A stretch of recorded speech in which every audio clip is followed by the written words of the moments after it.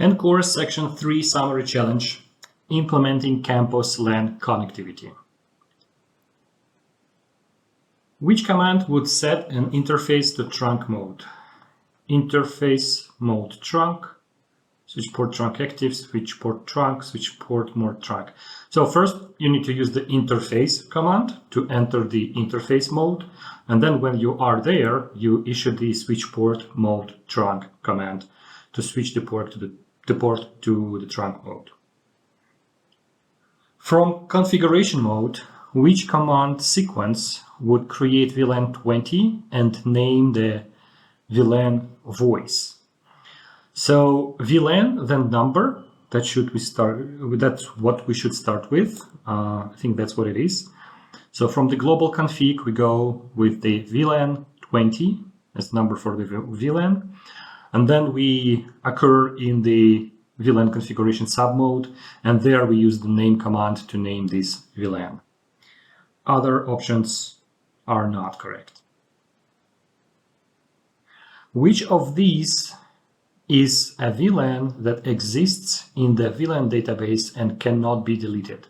This is the VLAN number 1. It is reserved, and it is by default used as a native VLAN on trunk ports, and also as an access VLAN on all the access ports. As a best practice, it's recommended to avoid using this VLAN and change to some different numbers, both for access ports and native VLAN on trunk ports. Assuming interface fast Ethernet 0/3 is up, which two commands would allow you to verify that the interface is set to trunk mode? Okay, show interface trunk will definitely show that, because show interface trunk command shows like a concise summary information about all the trunk interfaces we have. And also show interface switch port, this command as well. So because this switch port keyword means you want to see the switching aspects of this physical port. This will show only kind of the physical aspects of the port. Show interface VLAN, I am not sure if these even exist. Show VLAN over either. Which command would allow you to see all interfaces that are configured in trunk mode and the VLANs that are allowed on those trunk ports?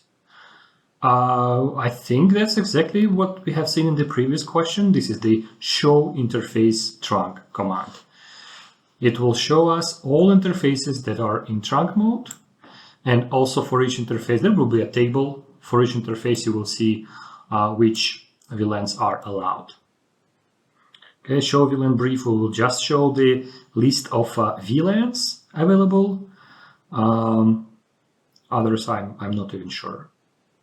They may not be real commands. Okay, which command, when issued on a trunking interface, would set a VLAN that is not to be given and 802.1q tag? So on a trunk interface, there is one special VLAN which is not tagged, and this is the native VLAN. And command to designate this VLAN number is switch port trunk native VLAN and then number.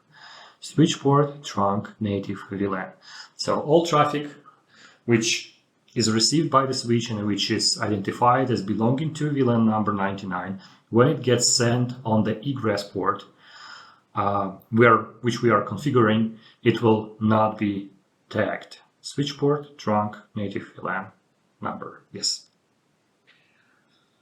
Which inter-VLAN routing option uses a router with individual physical interfaces connected to a switch port configured as access ports in separate VLANs? So I guess this is the approach where we have one physical interface per VLAN, and VLAN, these interfaces, they are basically connected to access ports of the switch which belong to this specific VLANs, and that should be traditional. I think they may have referred about this to this concept as traditional inter-VLAN routing, but really not many or nobody does it this way. It's either router on the stick or more commonly even layer 3 switches. But anyway, the specific approach which is described here, this is the traditional inter-VLAN routing.